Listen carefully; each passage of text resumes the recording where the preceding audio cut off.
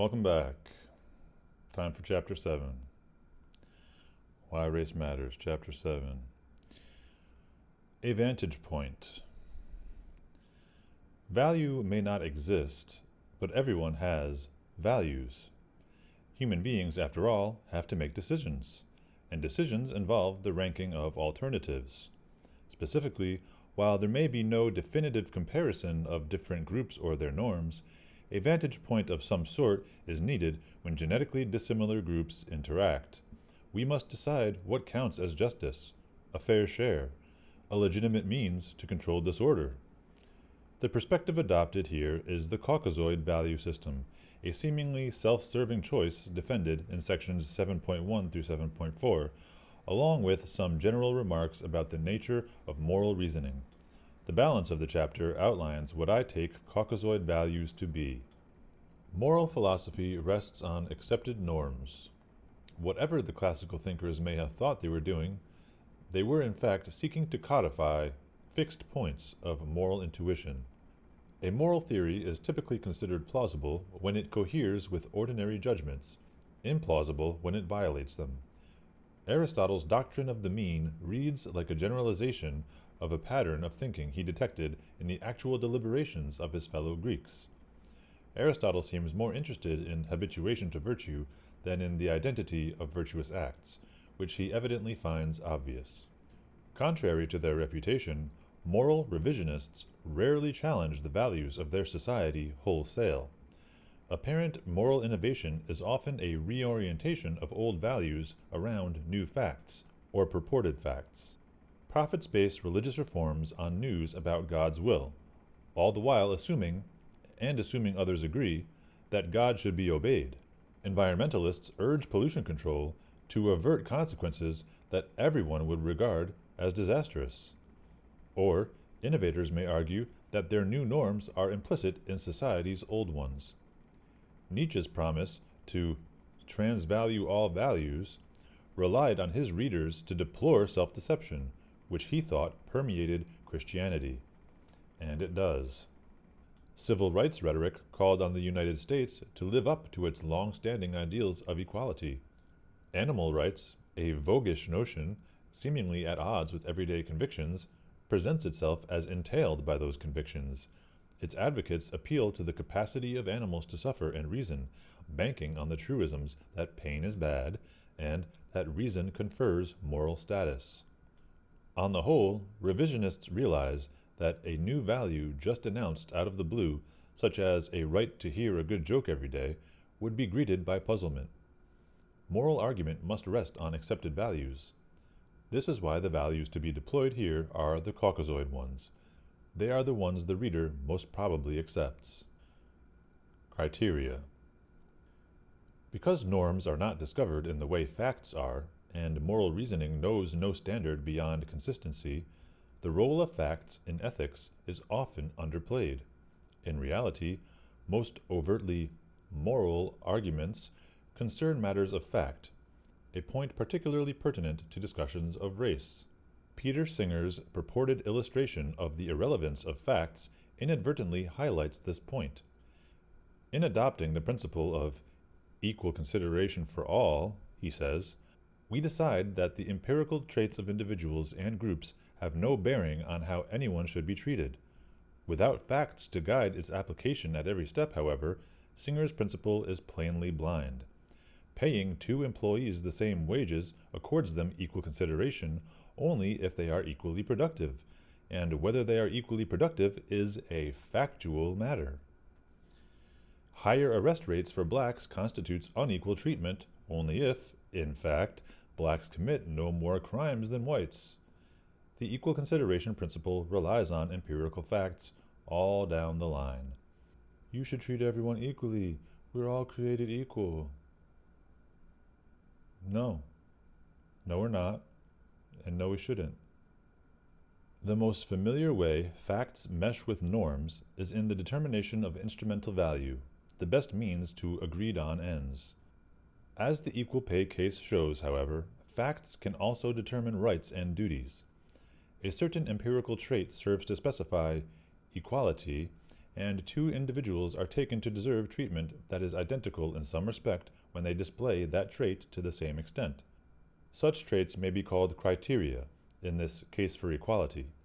To vary examples, the norm that responsibility for a fight creates liability to reprisal needs criteria for responsibility before it can pin liability on anyone.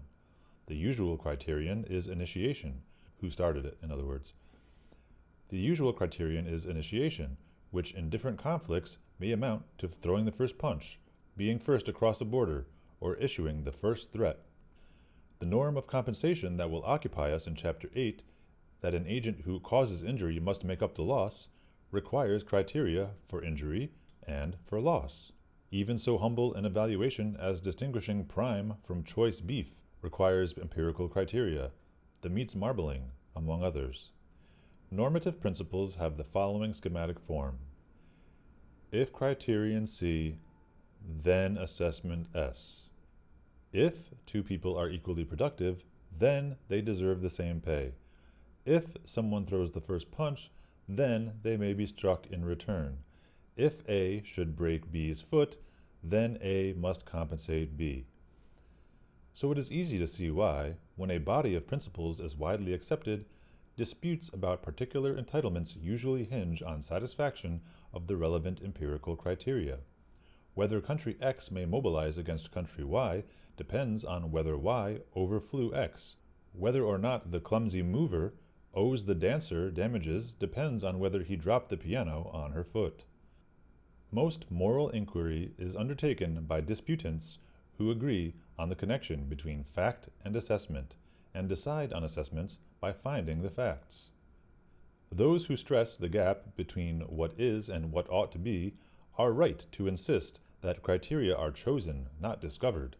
It is not written in the heavens that productivity is relevant to pay, for remuneration could be based on effort, or need, or shoe size, and this freedom to choose criteria is another reminder that facts, although in practice usually decisive, can never force anyone to abandon a verdict his heart is set on.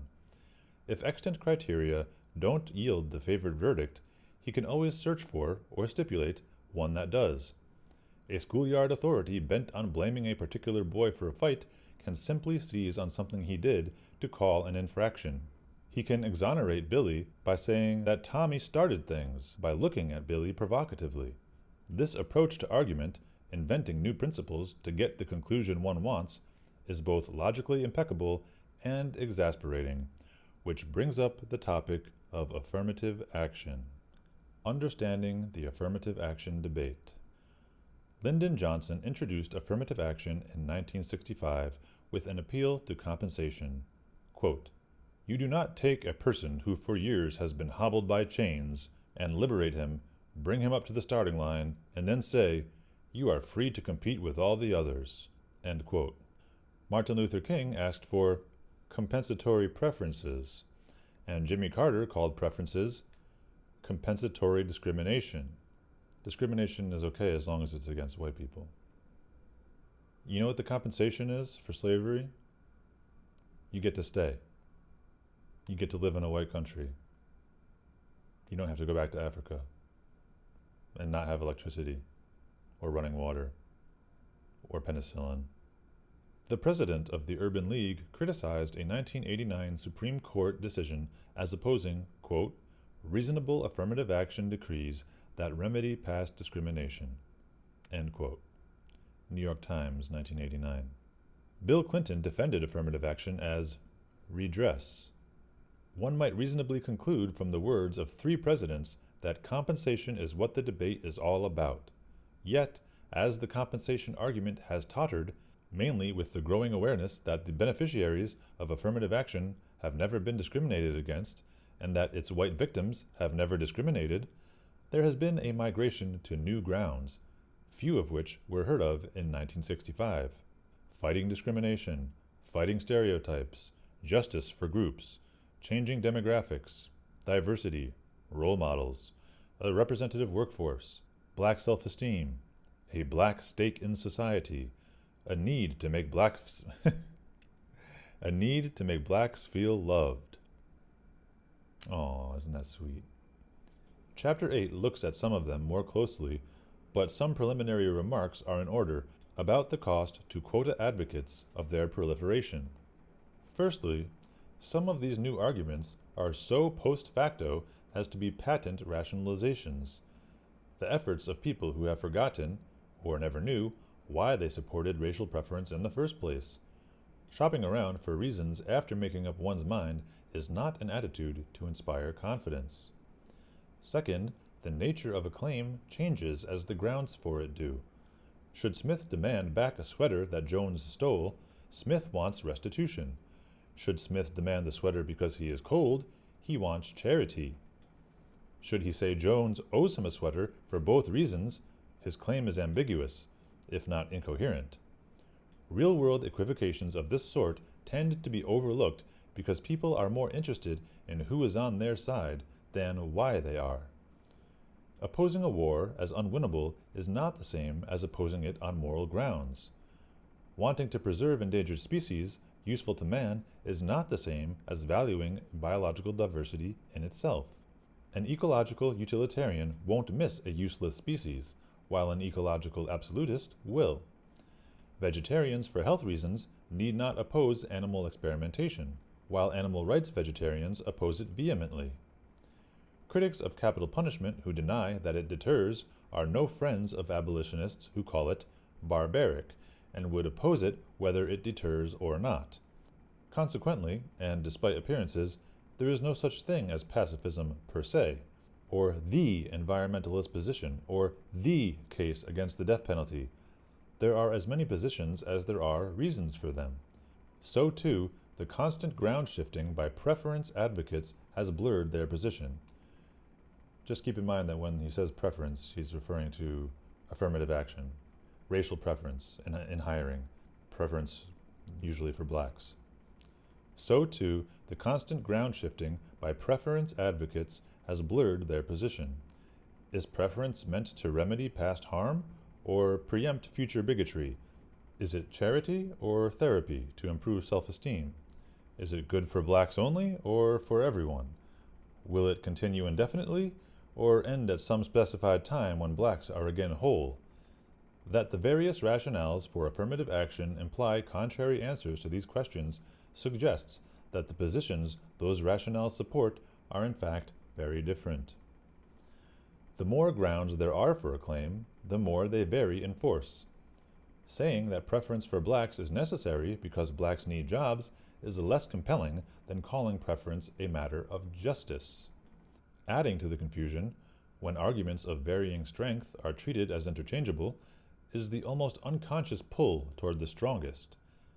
Since justice is commonly deemed more urgent than utility, charity, therapy, or convenience, most officially non-compensatory arguments may be expected to rely tacitly on compensation, and this is what, in Chapter 8, we will find.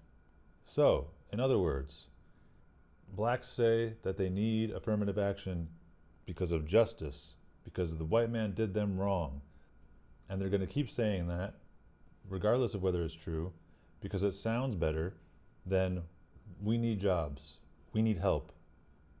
And why do you need help?